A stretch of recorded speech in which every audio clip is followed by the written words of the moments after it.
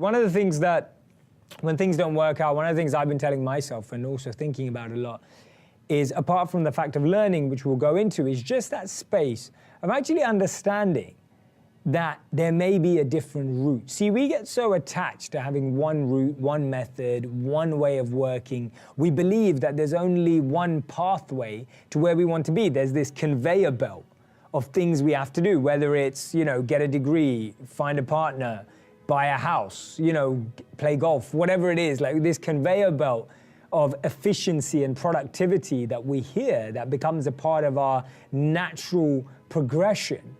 And when that breaks apart, that's when we start to worry, that's when we start to think. But notice that actually it's a lot better when that happens earlier in life. See, regret has some really important roles. The first one is that it helps us make sense of the world from our perspective for one of the first times. See, most of us have spent our lives learning what's important to us based on maybe what families thought, what communities thought, what parents thought, what education taught, whatever it is.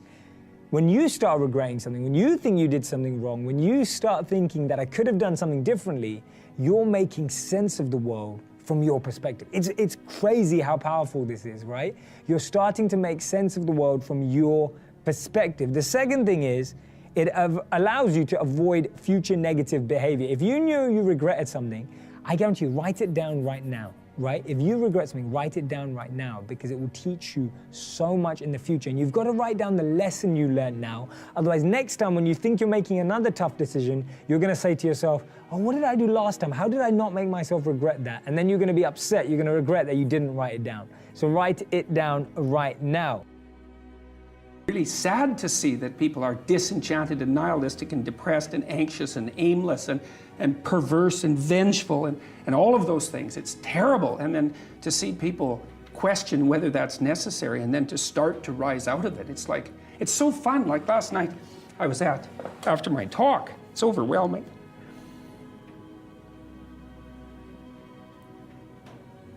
I don't usually think about these things, but I was after my talk last night, and so all these people line up, and they have their 15 seconds with me, and they're kind of tentative. They're excited and attentive when they come up to talk to me, and then they have 15 seconds of time to tell me something. I'm really listening to them, and they're hesitant about whether or not to share the good news about their life, and I think it's often because when people share good news about their life, people don't necessarily respond positively. They don't get encouragement. And people need so little encouragement. It's just unbelievable. And so they'll tell me something good, and I think, oh, that's so good. Somebody says, oh, I'm getting along way better with my father. I hadn't seen him for 10 years, and now we get along. It's like, God, great. And then the power of that, you can't overstate the power of that for individuals to get their life together. The individual is an unbelievably powerful force, and every single person who gets their act together a little bit has the capacity to spread that around them. It's a chain reaction. How did you go through making the decision to drop what was a very good job and take this chance? It all seems very obvious now, right? This many years later that it paid off, but at the time, it was not obvious. No, it wasn't. And I did do a lot of soul searching. I went to my boss at the time, and I really liked my job. And I told my boss I was going to go do this thing, start an internet bookstore. And my wife I'd already told my wife, and she's like, "Great, let's go." And I said to my boss, "I was going to do this." He's like, "This is a good idea." He says, "I think this is a good idea, but it would be an even better idea for somebody who didn't already have a good job." And that sort of made some logical sense to me, and he convinced me to think about it for a couple of days, so I went away, and I was really trying to get my head around how to think about this.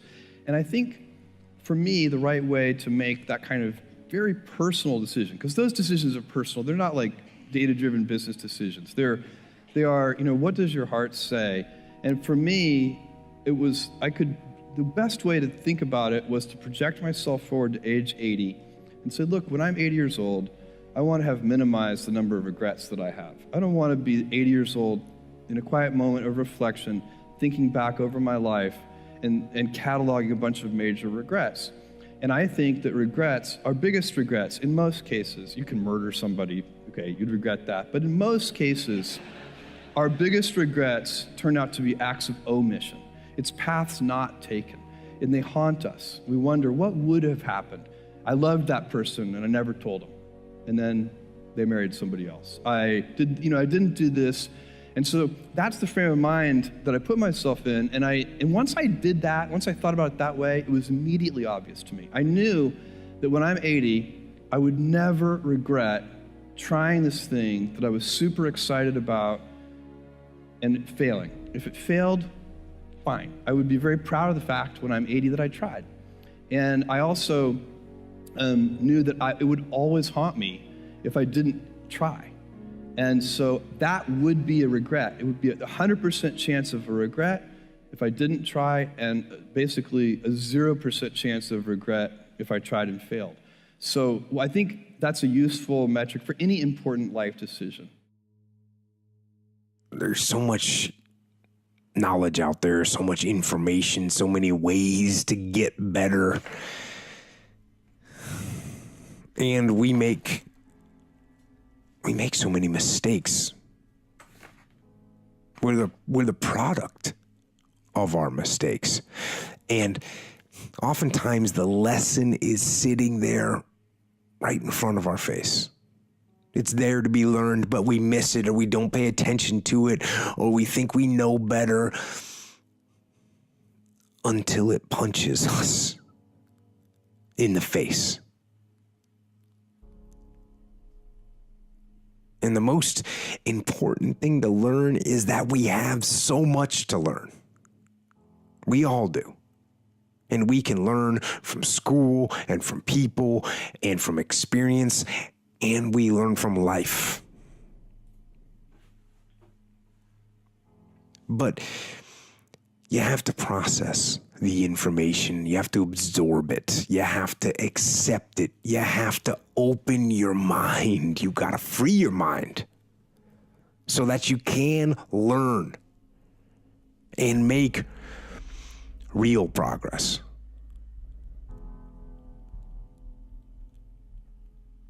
And as far as regrets and things I wish I would have done differently, of course. Hindsight is 20/20, and looking back, of course, who wouldn't want to take another go at something and improve on the first try by doing it again?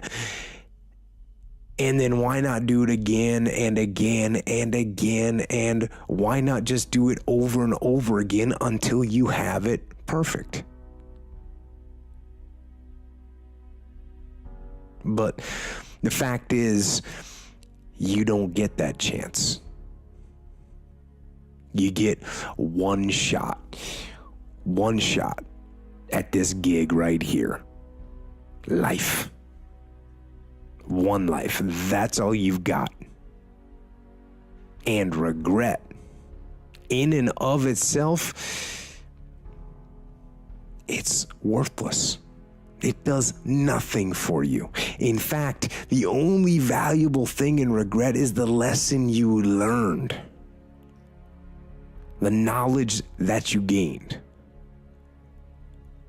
But walking around filled with regret gets you nothing. So learn and move on. Don't let regret beat you down. Don't be a slave to regret. No. Let it teach you. Let it make you better. Let the fear of regret fuel you to take action today, now. To take action now to become a better person, not filled with regret, but filled with knowledge. Filled with knowledge and strength and power, and filled with life. Psychologists have been, not all psychologists obviously, but the psychological profession is neck deep in this pathology, has been beating the self-esteem drum for 50 years. Oh no, you're okay. You should feel good about yourself. Like, you're fine the way you are. It's like you think, well, that's a calming message for people. It's like, no, it's not. It's not at all. And I watch my audiences, it's like, it's full of people in the audience who think, I'm suffering a lot more than I think is tenable. A whole bunch of it's my fault. My life is not in the order it should be. I know I'm doing 50 things wrong. It's like, what the hell's wrong with me? What's wrong with the people around me? This is really serious. And some, well-meaning person comes up and says, you're okay just the way you are. It's like, no one wants that message. It's like, no, I'm not okay the way I am. I'm not okay at all the way I am. I know that.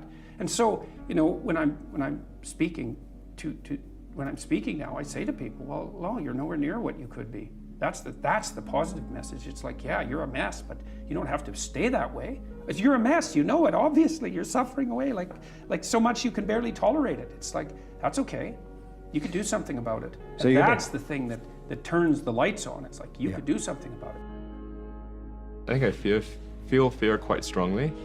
So it's not as though I just have the absence of fear.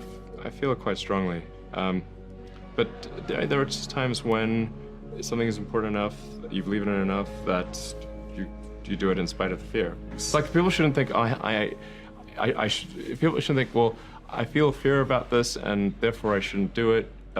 It's normal to feel fear. Like, there'd have to be something mentally wrong if you didn't feel fear. So you just feel it and let the importance of it drive you to do it anyway? Yeah, actually, something that can be helpful is fatalism, to some degree. If you just accept the probabilities, then that diminishes fear. When starting SpaceX, I thought the odds of success were less than 10%, and I just accepted that actually probably I would just lose everything. But that maybe would make some progress if we could just move the ball forward. Even if we died, maybe some other company could pick up the baton and keep moving it forward, so that would still do some good. Yeah, same with Tesla. I thought the odds of a car company succeeding were extremely low. One of the things that's really interesting about the Old Testament is that, and the Jews in the Old Testament, is that they don't take the path of Cain. Every time they're walloped by God, which is like fairly frequently, they say, we must have done something wrong and we have to set ourselves right. And that's an unbelievably heroic attitude, because that's the alternative to cursing fate. It's like you take the responsibility for failure onto yourself, and you think, well, if I just had my act together a little bit more, if I took advantage of every opportunity that was put in front of me, if I wasn't resentful and bitter, then I could have done something that would have tilted the situation in a different direction. And like, that's almost inevitably true. Dostoevsky, I think, said something like, every man is responsible for everything that happens to him and everything that happens to everyone else. And that's, it's a crazy statement, right? It's a crazy statement. And he was a pretty extreme person in many, many ways. But there's a level at which that's metaphysically true, because what happens is that it's failure to act often that's the most catastrophic. It's to not do the right thing when the situation presents itself, and it's very specific. You're constantly in situations where you could do the right thing if you were willing to take a risk that's actually of relatively moderate size, and you know that you could take the risk, and you know that you should take the risk, and you don't. And that happens to people all the time. And then what happens is the thing that they didn't oppose grows a little bit, and they shrink a little bit, and that starts a loop, hey? Most of the people who we're teaching right now, who are listening to this thing, would not hire themselves. That if you had to pick someone in the world to do the thing that you do, you'd find someone better than you. So we've changed the stakes, and we have to be really clear about that. It used to be, if you went to Rhode Island School of Design and you got through it, you had this huge head start on people. The head starts are gone. Yes. So when you think about it, when someone says, I'm a freelancer and my primary asset is my relationship with my clients. Well, if I went and asked your clients, which of all the freelancers you've worked with is off the charts with a relationship, would they actually pick you, this poor person? Right? That when someone says, I'm able to use light and color to create photographs that create an indelible image in people's heads. Well, if I talk to the people who've seen it, are you really off the charts? So what I'm saying is, yes, this institution is crumbling. but that puts a huge onus on people to be honest with themselves about the craft. That you're not going to get away with the craft being what it used to be just because we could find you. And I gave a talk 2 weeks ago to the people who make all the imprinted items in the country, like pens and water bottles and things like that. It's a huge industry. There's 50,000, 100,000 people who do this for a living. 90% of them have a big, thick catalog. They all have the same catalog and the same price list. And you go to them and they say, yeah, I have these water bottles, which one do you want? That used to be a really important value add because there was no internet. But now there's the internet, sort by price. I'll take this water bottle, I'm done. 10% of the people actually engage with you, help you find a thing you never would have thought of, deliver the thing that's off the charts. They're taking huge emotional risks as they do their work. The other 90% are sitting there thinking they're in the 10%. They're not. They just have a catalog.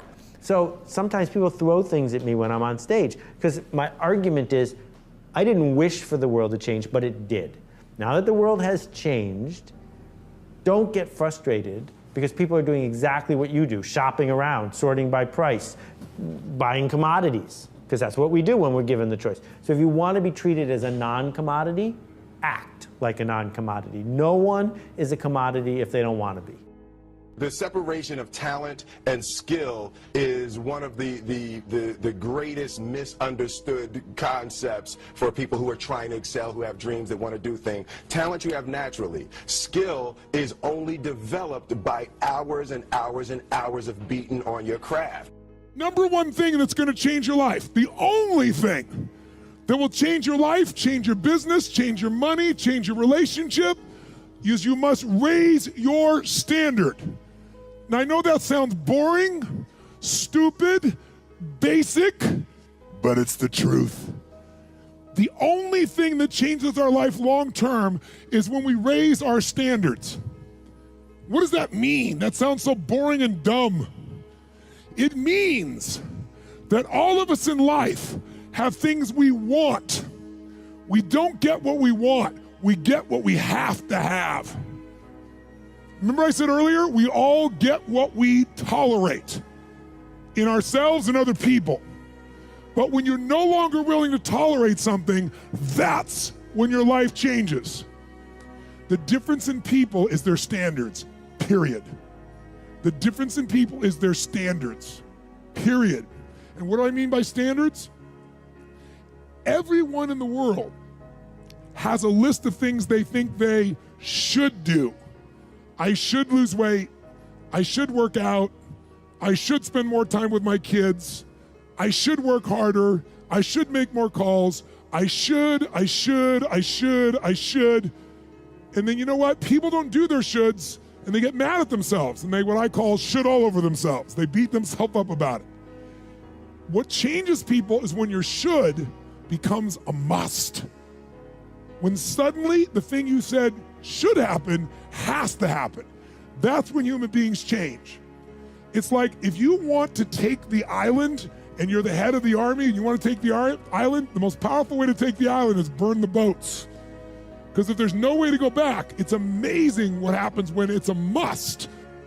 There's no easy way around it. No matter how talented you are, your talent is going to fail you if you're not skilled. You know, if you don't study, if you don't work really hard and dedicate yourself to being better every single day, you'll never be able to communicate with people. There's another rule in my book, which is Rule 9. Assume that the person that you're listening to knows something you don't. Well, they do. The person you're listening to knows some things you don't. You can be sure of that. Now, whether or not you can get to them is a different matter, but if you do get to them, it's a real deal for you. That's why you want to listen to the other person's arguments, is because you're not everything you could be. You don't know the pathway forward with as much clarity as you could. And it's possible. This is one of the wonderful things that I've had the privilege of experiencing as a clinician. You know, because people, it's like I live inside a Dostoevsky novel as a clinician. People come in and they tell me about their lives, and I listen to them, and they tell me things that are just absolutely beyond belief, you know? And I learn from my clients constantly. They're telling me honestly about their experience. They tell me things they wouldn't tell anyone else, because I actually listen to them. But part of the reason I listen is because I'm desperate to listen. It's like there's a possibility I'm going to do something stupid in the next 5 years that's going to be like fatal. And there's some small possibility that if we have a decent discussion, that you'll tell me something that will eliminate some of my blindness so that I don't have to fall into that particular pit. And if you have a good sensitivity for the depth of the pit, then you're pretty bloody motivated to avoid it. And so, and that dialogue it's dialogic, it's dialogos, right? It's shared logos. It's the way that we redeem ourselves mutually moving forward. I'm motivated by fear. Fear. Fear of what? Fear of fear. I hate being scared to do something. Yeah. I hate that feeling of the feeling that I had before I had a meeting with Quincy Jones, because it was really Quincy Jones and a guy named Benny Medina and Jeff Pollack came with the idea for the Fresh Prince of Bel-Air. And I hated being scared, that I didn't want to even take the meeting. There were opportunities during when my first year as a rapper. Bill Cosby and the people on the Cosby Show had seen my music video and called me to be a character to come and try out for the Cosby Show. And just every time it was set up, for some reason I couldn't make it. The fear of fear. The fear. I just hated that, being scared to do something. And I think what developed in my early days was the attitude that I started attacking things that I was scared of. If you're hungry and you eat, well, that's good, but it's over, and then you're on to the next thing, right? It's not exactly sustaining, it's just necessary. That's called consummatory reward, by the way. This other reward system is incentive reward, and the incentive reward system works on dopamine, this neurochemical dopamine, which is also the neurochemical tracks that opiates and cocaine and amphetamines, the drugs that people really like to abuse, alcohol often for some people, activate. And so you might say if you don't have enough meaning in your life, then you're more prone to addiction. And that's definitely the case, even with rats. If you take a rat and you put him in a cage by himself and he has nothing to do, and then you give him access to cocaine, he'll get addicted to the point where he won't do anything but take cocaine. But if you throw the rat back in with a bunch of other rats and he gets to do rat things, then it's very hard to get him addicted to cocaine. And so the purposeless rat is prone to addiction. Well, it's the same with human beings.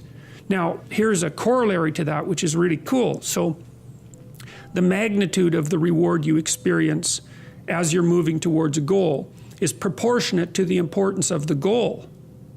So that means the more important the goal you pick, the more possibility there is for the kind of reward, let's say, it's really a state of being that is life-affirming. And it is directly life-affirming in that, like if you're in a football game and it's an important football game and maybe you break a finger, and normally that's a problem. It hurts and you're going to stop doing whatever you're doing. But if you're right in the middle of the game, then you'll be so amped up on this reward system that it's analgesic. It stops the pain. It also suppresses anxiety.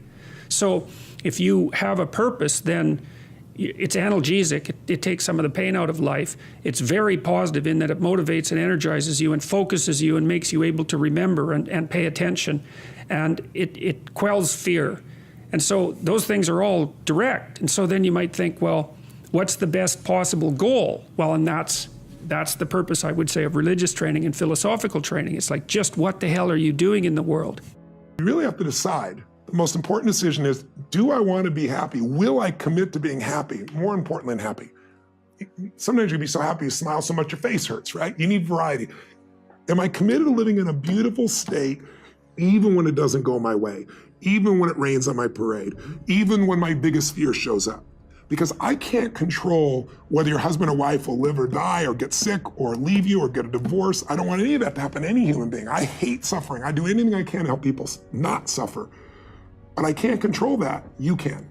There are people who have lost their arms, lost their sight. There have been people that have been through the most horrific experiences in life, and they found a way to still be happy because they've made the decision that life is too short to suffer.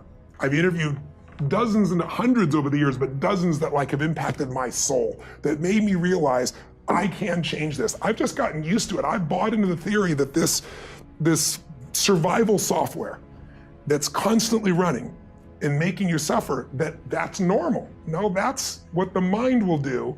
And mind has been around forever. What I'm gonna do is something different. And the way I get out of suffering, I give myself a 90-second rule. It's really simple. I say, look, if I feel myself starting to feel that stress, feeling that pissed offness or upsetness or concern or worry about my kid, whatever, I realize that's not gonna make it better. Life's too short to suffer. And then I just kind of breathe slowly, slow everything down, and I just watch the thought go by and go, look at that crazy thought. Because everybody's had crazy thoughts. Everybody's had the thought, I'm gonna kill that son of a bitch, right? And then you don't kill them because you don't believe that thought. It's the thoughts that are stressful that you believe that mess you up.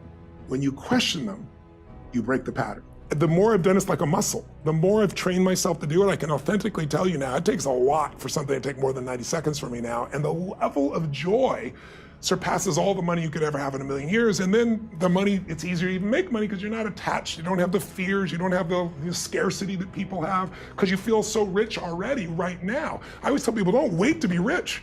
What is that richness? It's abundance, it's joy, it's happiness, it's contribution, it's getting out of yourself. Because as long as we're thinking about, oh my God, I lost something, or you did something, now I have less love, less respect, less money. If I think lost less, or because you did something, or because I did something, I'm never gonna have what I want in my life. Lost less, never. Those three thought patterns, they're the source of all suffering. And the antidote, see it for what it really is, know it's BS, and find something to appreciate. Failures are not the most terrible things. Well, you have to learn from it and react to it. Yeah, exactly. When you're building something new, there's going to be mistakes. Yeah. And it's important to recognize those mistakes, acknowledge them, and take corrective action. And the success of a company is very much more about how quick are you to fix the mistakes, not will you make mistakes. Or admit mistakes. Yeah, absolutely. Yeah. And if you see the difference between a startup that is successful and one that is not, and it's because the successful one, they both made mistakes, but the successful one recognized the mistakes, fixed them very quickly, and the unsuccessful one tries to deny that the mistakes exist. You know, extremely smart people are sometimes quite arrogant because they believe in what they believe in, right? And so when they face criticism, it's less likely to admit, you know, they can make mistakes. Was that in your case? I learned it when I was studying physics. You know, in physics, you're taught to always question yourself. You're taught to always assume that you're wrong, not assume that you're right, and you have to prove yourself not wrong. And so I think that physics framework is really where I learned it, and it's very effective for learning counterintuitive things that aren't obvious. So you are very famous in saying that failure is actually an option, and if you're not failing, that means you're not innovative enough. Yeah, I mean, it's not like I like failure. I mean, who likes failure is terrible. But if you only do things that are certain to succeed, then you're only going to be doing very obvious things. The only reason you keep saying there isn't is you feel so exhausted about where you are. But life, the universe, or God is just testing you because there is another level. If this is good, giant jump to excellence, giant jump good, poor to good to excellence. There's a level where all your dreams are realized. There's a level that you've always dreamed about. It is real. It has not gone away. But it takes that extra burst when you think there's nothing left, there's no way, you've tried everything 10 million times and you keep going. It's almost like God is saying, if you keep hitting this wall enough times, I will see that you will not stop, that you are filled with that level of determination, faith, and courage, and then the door opens and you get to that next level. But what most people don't know is the next level is just 2 millimeters above. And it's called outstanding, ladies and gentlemen, outstanding. What's it called? What's it called? What's it called? Outstanding, magnificent, unstoppable, extraordinary, not excellent. It's a different level. It's a level where you are not one of the best, you are the best. And you know what's amazing?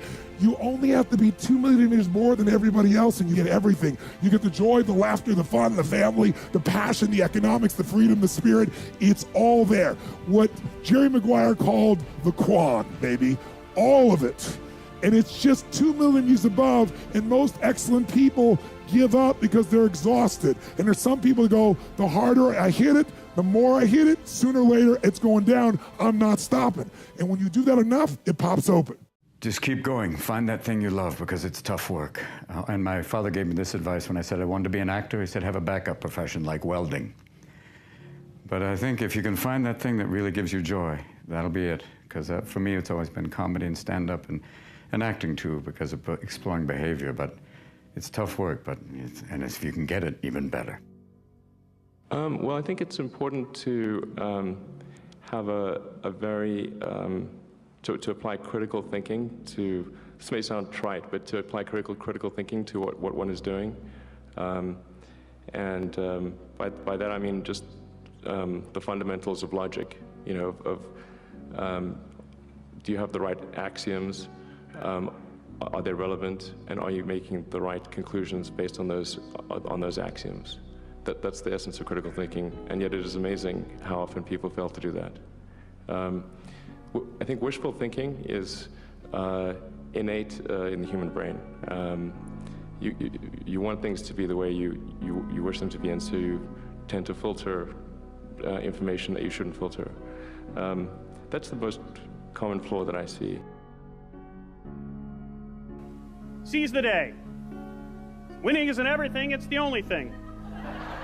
Do not wait for your ship to come in, swim out to it. When the going gets tough, the tough get going. You miss 100% of the shots you don't take. If you can dream it, you can do it. Wherever you go, go with all your heart. If man has done his best, what else is there? Success is going from failure to failure without losing your enthusiasm. If first you don't succeed, try again. Genius is 1% inspiration, 99% perspiration. I think I can, I think I can, I think I can. There's no substitute for hard work. Willing is not enough. We must live the life you imagine. Do or do not. There is no try. Action is the foundational key to all success. Discouragement and failure are the two of the surest stepping stones to success. The cure is not to dream less, but to dream more, to dream all the time. If you don't know where you're going, you will wind up somewhere else. Just do it.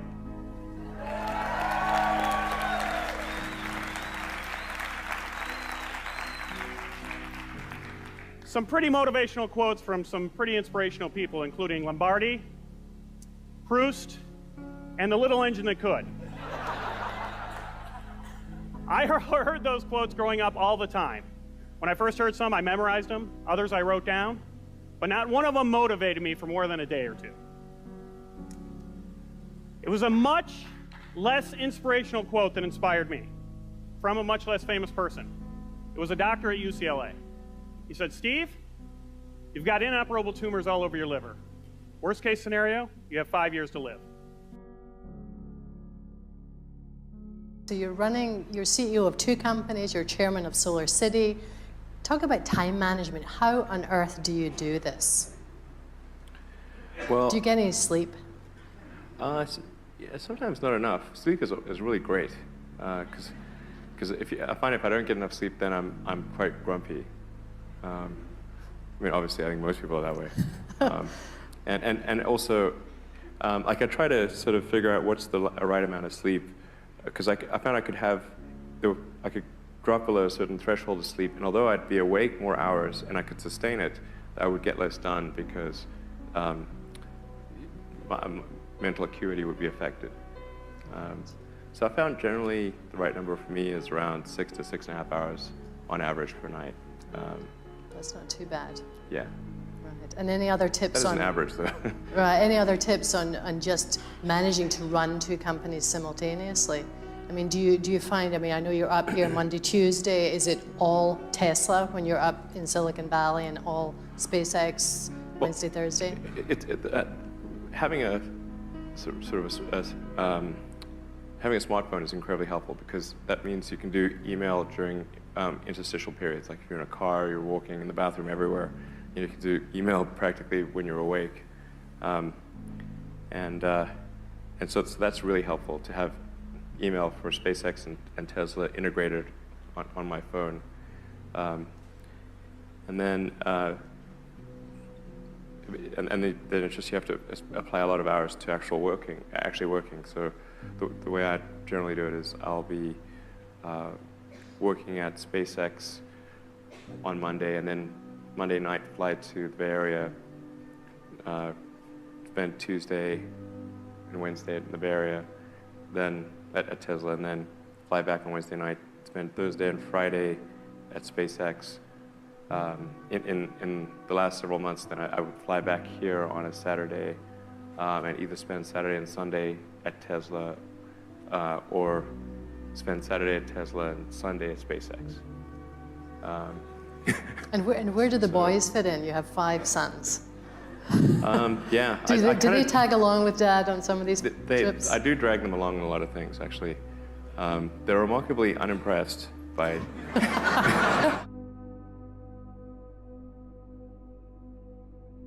One of the, I think, most common questions I hear young people, ambitious young people ask is, I want to be the next Elon Musk. How do I do that?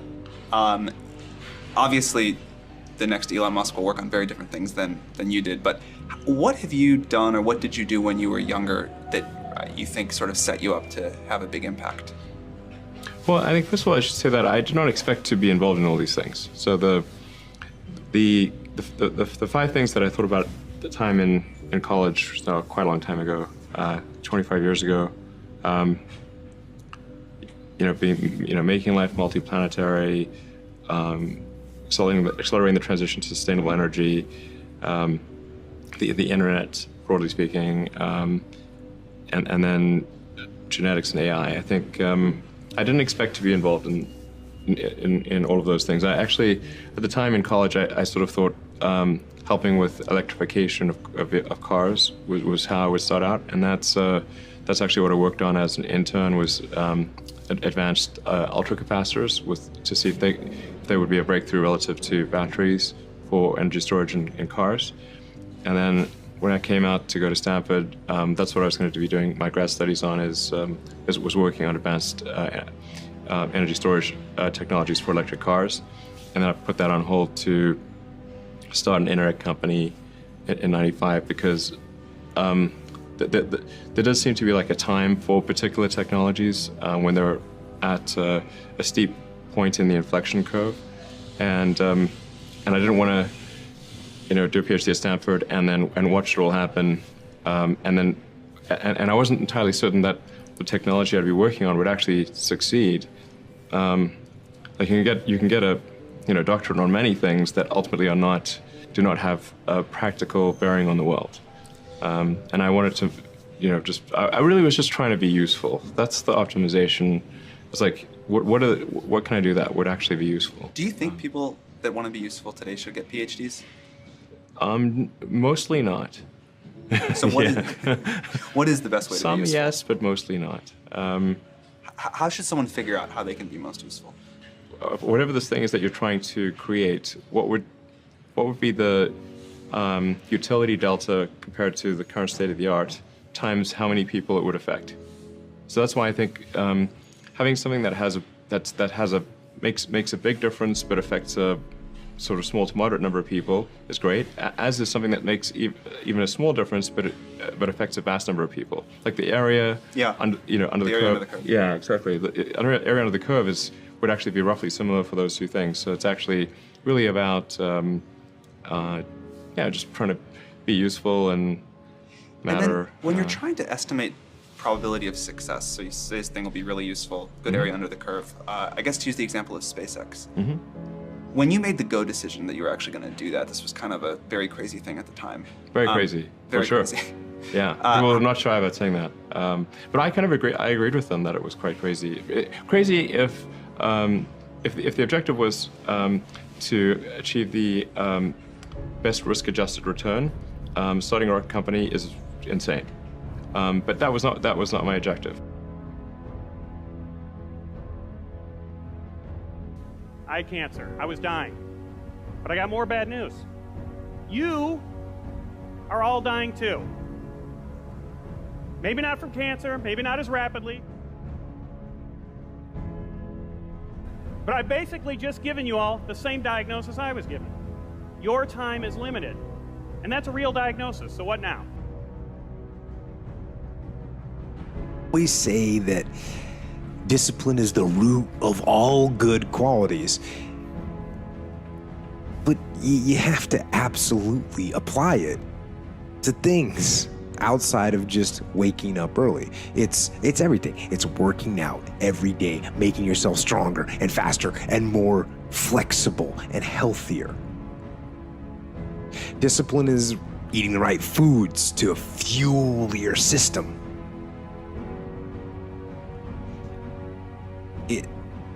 It's about disciplining your emotions so you can make good decisions. It's about having the discipline to control your ego so your ego doesn't get out of hand and control you. It's about treating people the way you would want to be treated. And doing the tasks that you don't necessarily want to do, but that you know will help you or help your team. It's about facing your fears. It takes discipline to face your fears so you can conquer them. And that's what discipline is. Discipline means taking the hard road, the uphill road, to do what's right for yourself and for other people. It's so often the easy path that calls to us to be weak for that moment, to break down for that moment, to give in to the desire and the short-term gratification. But the discipline will not allow that. The discipline calls for strength and fortitude and will. It won't accept weakness. It won't tolerate another breakdown. The discipline can seem like it's your worst enemy. But the reality is, discipline is your best friend. It will take care of you like nothing else can. And it'll put you on that path. The path to strength and health and intelligence and happiness. And most importantly, it'll put you on that path to freedom. Right? Everyone has different models of the world. Some people are driven by money, some people aren't. But I will say I think there's three things that will, quote, motivate somebody, right? There's push motivation, trying to make somebody do something, and then there's pull. Another one's incentives. Incentives are fantastic for certain people, and everybody appreciates them, but the problem with an incentive is there's only so much you can give out of the margin of a business. The most powerful incentive I know is autonomy and growth. The sense that I become more, that I can give more, that I can create more. I always say to people, if you want to know where happiness comes, and give it to you in one word: progress. Progress equals happiness. We're not supposed to sit at the table of success and just feel good about ourselves forever. What makes us feel alive is growing, and when we grow, we have something to give. People have large bullshit meters today. I do, you do. And we tend to think it's all bullshit. But there are patterns that control the way you think and feel. And think about it, whether you're performing in sports, or whether it's government, or whether it's in the financial markets, or whether it's in your relationship, as much as we want to think it's just the way we think, our emotions play a huge role in our performance, or lack thereof. And I know how to help people make a shift in their psychology. An academic tradition called the last lecture. Hypothetically, if you knew you were going to die and you had one last lecture, what would you say to your students? Well, for me, there's an elephant in the room. And the elephant in the room is that for me, it wasn't hypothetical. I've been fighting pancreatic cancer. It has now come back after surgery, chemotherapy, and radiation. And the doctors tell me there's nothing more to do and I have months to live. These are my most recent CT scans. The pancreatic cancer has spread to my liver. There are approximately 12 tumors. I don't like this. I have 3 little kids. Let's be clear, this stinks. But I can't do anything about the fact that I'm going to die. I'm pursuing medical treatments, but I pretty much know how this movie's going to end. And I can't control the cards I'm dealt, just how I play the hand. But I don't choose to be an object of pity. Jackie Robinson, first black major leaguer, had it in his contract not to complain if people spit on him. All right? Now, I don't care if you're Jackie Robinson or if you're a guy like me who's only got a couple of months to live. You can choose to take your finite time and energy and effort, and you can spend it complaining, or you can spend it playing the game hard. The brick walls that are in our way are there for a reason. They are not there to keep us out. The talk isn't just about how to achieve your childhood dreams. It's much broader than that. It's about how to live your life. Because if you lead your life the right way, the karma will take care of itself. The dreams will come to you. If you live properly, the dreams will come to you. I think it's great that so many people have benefited from this lecture, but the truth of the matter is that I didn't even really give it to the 400 people at Carnegie Mellon who came. I only wrote this lecture for 3 people. And when they're older, they'll watch it. Thank you.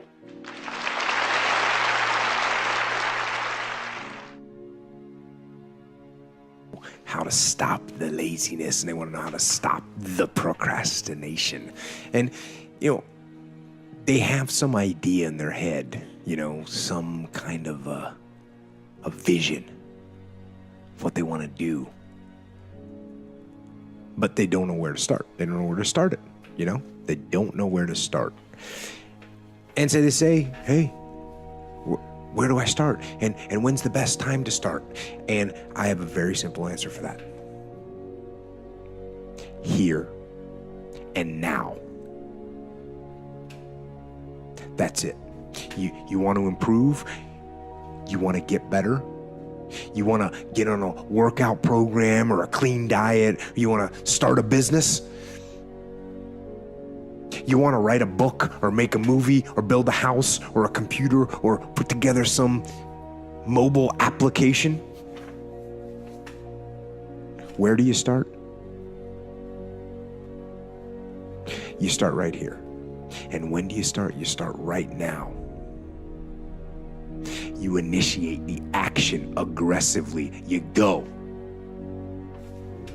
Because the idea isn't going to execute itself.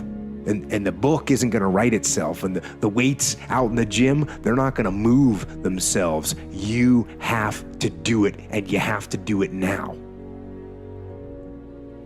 And that means you got to stop thinking about it and stop dreaming about it and stop researching every aspect of it and reading all about it and debating the pros and cons of it. Just start doing it. Take that first step and make it happen.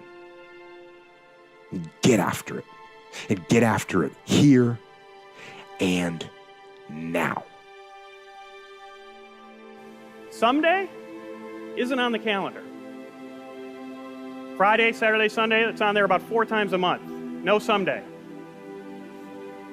But when it comes to our dreams, it's probably the busiest day of the week is someday, right? So learning that lesson, I just decided that I was going to refocus my attention back on that dream. I was going to pull out all the stops, and I gave myself a goal of getting on Letterman within 1 year. I was going to make someday happen. I started yelling my dream to anyone who would listen. Started calling in every favor I was owed. I found out everyone who worked on the show and begged them to help me get an audition. I even started asking people at comedy clubs after they'd seen me to email the show and beg Dave to book me. And guess what? I didn't make it. My ironically named deadline came and went.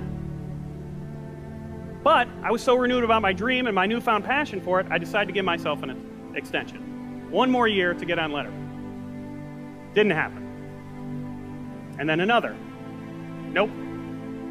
Sounds like bad news, right? Well, it was. I would have loved to get on the show in that first year, but something great happened over those years. Those 3 years weren't spent dying. They were spent living. Living a dream. And let me tell you, there is something, if you've ever chased a dream, you know that it lights a fire in your heart. That whether you reach it or not, it warms everyone around you and everything around you. So I decided, you know what? I'm going to keep going. Because that dream is so important. You can't wait for someday to happen. You need to make things go out. Wouldn't the world be a better place if we're all inspired? If the world wasn't full of uninspired people? I know I felt better when I was inspired. Person's strengths are often their biggest weaknesses. And so that also means that their weaknesses can be their strengths.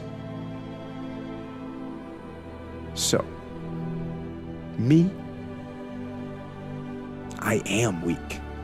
In all those ways that I listed, I am weak. But I don't accept that. I don't accept that I am what I am and that is what I'm doomed to be. No, I don't accept that. I'm fighting.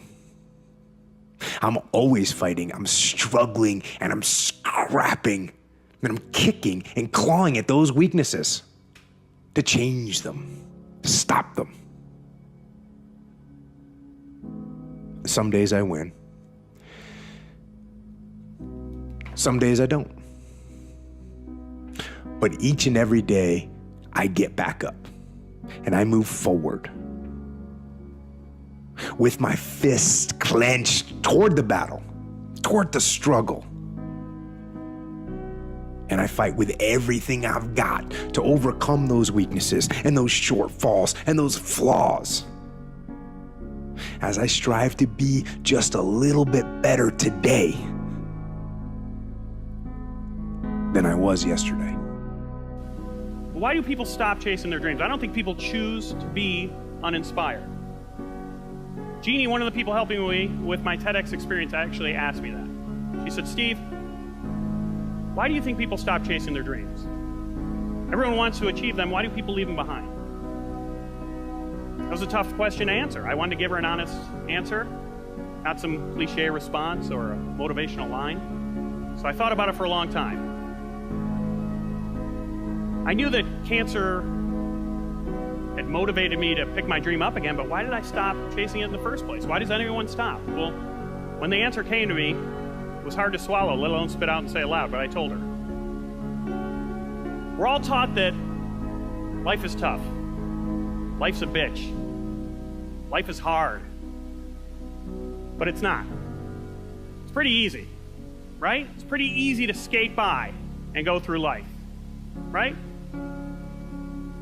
We wake up every day, most of us in the world, with a roof over our heads, a big comfy bed under our butts, fridge full of food.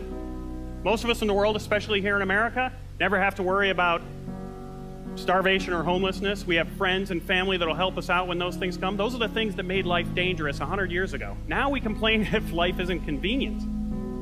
This isn't a statement on modern society. This is a statement about motivation. Life is easy. It's pretty easy to grow up, put your dreams aside, leave your passions behind, take a job that you don't even really mind. Raise some kids who will most likely be inspired to do the exact same thing. Go from point A to point B to point C until you end up at point Z, where you pass away and there's a line of people waiting to get up and tell everyone else who knew you what a good life you had. Nothing bad about that, nothing wrong with that, but nothing great about it, nothing inspiring about that. The awful truth is that life is easy. Living, truly living, chasing a dream and truly living is hard. Living is a bitch. Living is tough, especially when you switch it and you ask yourself, what am I dying to do? What is it that puts that fire in my heart? Answering that question isn't the end, though. That's really just the spark. Because once you get that fire burning, you need to feed it. You need to keep reminding yourself of putting new coals in there and reminding yourself every day about that goal. Because we've all taken up a hobby or a goal or a workout that we stop for just a couple days and then we never pick it up again. You need to constantly remind yourself that you're dying and that you're dying to do something. Because the minute you forget, life creeps right back in. And life is easy. Anything you try to do in America today, you got to be excited. People in America won't follow or believe in a negative, dull, disillusioned, frustrated, dadgum crybaby. People want people that are positive and excited and enthusiastic and tough. The greatest definition I ever heard, I thought about this 10 million times when I wanted to quit along the way of a winter. This guy said almost everybody in America can stay excited for 2 or 3 months. A few people can stay excited for 2 or 3 years, but a winner will stay excited for 30 years or ever how long it takes to win. She told me a story about her dad talking to her about love when she was younger. And her dad told her, don't look at love as an object, not a thing. not something to obtain, not a noun. Look at it as a verb. It's something to do, something to act on, something to constantly give action to. I love that story. And I think a dream works exactly the same way. It's easy to look at a dream as something way off in the distance, something that might or might not be accomplished, a thing, an object, a goal, a thought that runs through our mind every now and then, a noun. But dream is also a verb. It has to be lived, it has to be done, it has to be furthered, it has to be acted upon, it needs to be chased. It's not just an idea or a result. To dream encompasses every step that it takes to get there. Now, I told you about my dream. I didn't reach my Letterman dream by my deadline or my extended deadline. Nope. It took me 5 years. 5 years of living.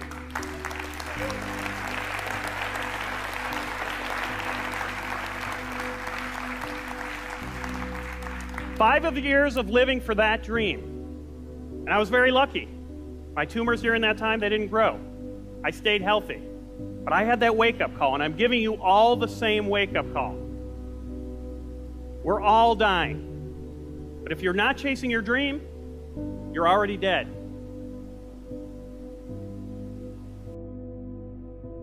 Everyone has a problem with time. But the day has 24 hours, and we sleep 6. Now, I know there's some out there that say, whoa, I need 8. Well, I say just sleep a little faster. Because the bottom line is we have 6 hours of sleep, 24 hours are available, so you have 18 hours now available to your work, your family, your hobbies, and also to learn something new or to do something new, which could easily be that you want to learn a new language, or that you want to read as a New Year's resolution, I have to read a book every week, or you say, I'm gonna go and reshape my body.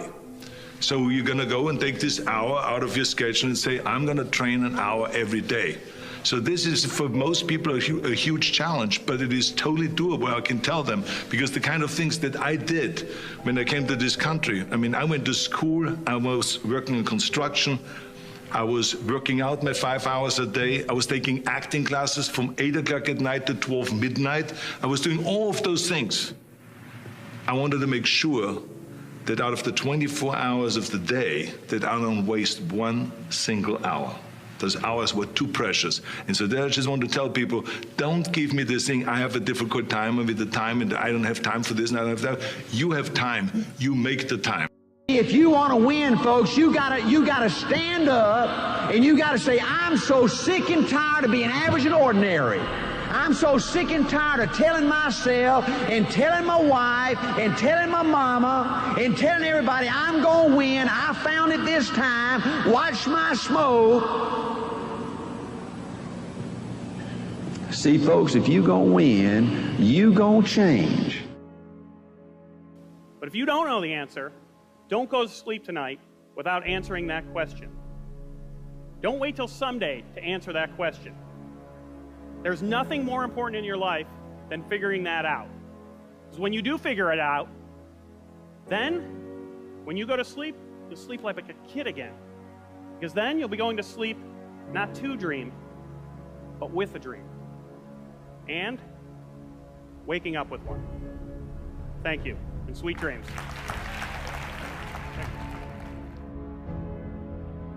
The only way you can change your life, the only way the future can be better than the past is you got to change. Nobody can change for you, okay? Nobody's going to give you something for nothing. It's going to be up to you. You're controlling your future. And if you don't change, just look in the dadgum mirror. Look at the last 5 to 10 years of your life, and the next 5 or 10 years are going to be just like that. Now, ain't that depressing? Experiencing pain in your muscles and aching, and just then go on and go on and then go on, and this last 2 or 3 or 4 repetitions, that's what makes actually the muscle then grow, and that divides then one from a champion and one from not being a champion. If you can go through this pain barrier, you make it to be a champion. If you can't go through, forget it. And that's what most people lack, is on this having the guts the guts to go in and just say, I go through and I don't care what happens. You know, it aches, and if I fall down, I have no fear of fainting in a gym, because I know it could happen. I threw up many times while I was working out, but it doesn't matter, because it's all worth it. Another key to building this winning edge and this mental toughness is you got to become a dreamer again. You know, I'm a Methodist, and we just changed ministers a few weeks ago, and our new minister came in, and the church was just packed. And the first thing he said, well, it looks like everybody came out to see the monkey perform. And the second thing out of his mouth, he said, for a church to be a great church, you got to have a dream. If you don't have a dream, you're dead. And boy, I sat up and I said, man, me and this guy are going to get along good, because he knows what he's talking about. See, folks, I believe in order to win, you got to feel good about yourself. When I was coaching football for 7 years back in Georgia, and I had a paddle in my coaching office, and it was about this thick and this long. And in the fat end, I had little holes bored in it so you could really get some speed and blister their little butt, you know, when they misbehaved. And I had a rule on my football team that if any kid said, I can't, if any football player heard one of my football players said, I can't, he got to bring him in the coach's office and give him 3 licks. And it took me about a month to get all that thinking out of my players every year, you know, and I'd have football players knock on my door at recess and at lunch and after school. And he said, Coach, he said it. Coach, he said it. And I'd make that kid bend over, and I'd give that other kid the board. He'd bust him 3 times. And folks, it didn't take long. You couldn't create a word game to get one of my kids to say, I can't. Bring it home a little bit more personal. When April and little Art were just this little and could understand words, every time they said, I can't, I made them do 3 push-ups. Folks, there ain't nothing you can't do in America if you want to bad enough. Stop doing the things that you know are wrong that you could stop doing. Right? So it's a fairly limited attempt. First of all, we're not going to say that you know what the good is or what the truth is in any ultimate sense. But we will presume that there are things that you're doing that for one reason or another you know are not in your best interests. There's something about them that you just know you should stop. They're kind of self-evident to you. Other things you're going to be doubtful about. You're not going to know which way is up and which way is down. But there are things that you're doing that you know you shouldn't do. Now, some of those you won't stop doing for whatever reason. You don't have the discipline, or maybe there's a secondary payoff, or you don't believe it's necessary, or it's too much of a sacrifice, or you're angry or resentful or afraid. Who knows? So forget about those for now. But there's another subset that you could stop doing. It might be a little thing. Well, that's fine. Stop doing it and see what happens. And what'll happen is your vision will clear a little bit. And then something else will pop up in your field of apprehension that you will also know you should stop doing, and that you could stop doing, because you strengthened yourself a bit by stopping doing the particular stupid thing that you were doing before. That just puts you together a little bit more. And you could do that repeatedly for an indefinite period of time. And you know, that doesn't necessarily mean that you're going to ever be able to formulate a clear and final picture of what constitutes the truth and the good. But it does mean that you'll be able to continually move away from what's untruth and what's bad. I believe desire and will to win is everything. I don't know why I'm like I am, but my butt's always burning. There's always something say, Art, dadgummit, you're supposed to go for it. Art, dadgummit, you're supposed to be somebody. You're supposed to make a difference with your life. What does the $500,000 a year person do? The $50,000 a year person doesn't do. You look at the outside and study those 2 individuals, everything seems to be the same. They both are the same sex, they both are the same age, they have the same training, the same positions, the same contract, the same fringe benefits. They both are successful, they work hard, they're good family people, make tough commitments. But what's the difference? What does the $500,000 a year person do? The $50,000 a year person doesn't do. He pays the price and a little bit more. He works hard and a little bit more. He's loyal to the company and a little bit more. He believes in a little bit more. He makes money and a little bit more. He saves money and a little bit more. If you want to win in these United States, you got to be tough and you can't quit. The last thing I'll talk to you about today in building this winning edge is, folks, if you want to win in business, you got to be a leader. Leadership is everything. You show me anything in these United States that win, I'll show you a leader at work. You show me a successful church, Boy Scout troop, club, football team, business, I'll show you something run by a leader. See, I thought at one time in my life you had to be smart to win. I used to have these smart people that dress so pretty and talk so pretty and use these big words. They just intimidated me. And I said, Art, you can't ever be that good. Why don't you just throw in the towel and go on back and coach football for a living? And I found two things out about smart people. I think it's almost impossible for a smart person to win in business in America today. Because I find smart people spend their whole lifetime figuring things out. They're always trying to figure out an easier way and a quicker way. And another thing I found out about smart people is they just don't get around to doing nothing. And see, somebody like Art Williams, everybody said, well, he can't do it. And somebody like that can't do it, but he does it. See, folks, I want you to know almost everybody in America almost does enough to win. They almost get there. They almost are over the hump. They almost have it going. They almost in everything they do, almost is a way of life to almost everybody in America. But the winners do it. What do? They do whatever it takes to get the job done. They do it and do it and do it and do it and do it until the job gets done. And then they talk about how great it is to be somebody they're proud of. We need leaders in America who can do it. If you want to become somebody, do it. If you want to go in business for yourself, do it. If you want to become financially independent, do it. I hear too much talk in these United States. Everybody can talk a good game. We need people in America who can do it. I go all over this country with A.L. Williams, and I have people say, Art, you can count on me. Wonderful. Just do it. Art, I guarantee you this is my last stop. I'm going to win now. Super duper. Just do it. Art, if I could just have one good month and get the ball going, I know I could make it big. Super. Just do it. Art, if I could just pay off this debt, I could really go. Great. Just do it. Art, if I could just sell my house. Do it. But houses ain't selling. Do it anyway. Art, I'm not making any money. What can I do? You just do it. Do what, Art? You do it and do it and do it. Art, I guarantee I'm going to win this contest. Super duper. Just do it. Art, I'm over the hump now. Watch my smoke. Great. Just do it. Art, I want to make it so bad I can taste it. What I do? You just do it. Art, I'm a vice president now. Can I quit doing it? No.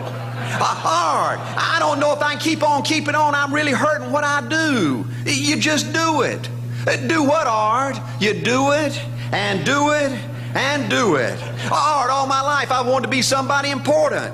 Well, what do it then? Art, I'm going to save money so I don't have to go through this again. Great. Just do it. Art, I don't feel like I've had enough training. What I do? You just do it. Art, my manager don't give me no help. What I do? You just do it. Art, you don't understand. I was Mr. Everything at my former company. You don't mean I have to start off down at the bottom and do it, do you? Yep, you really got to do it. Art, what's the primary difference between winners and losers? The winners do it. They do it and do it and do it and do it until the job gets done. And then they talk about how great it is to finally have achieved something unique, and how glad they are that they didn't quit like everybody else, and how wonderful it is to finally be somebody they're proud of and make a difference with their life.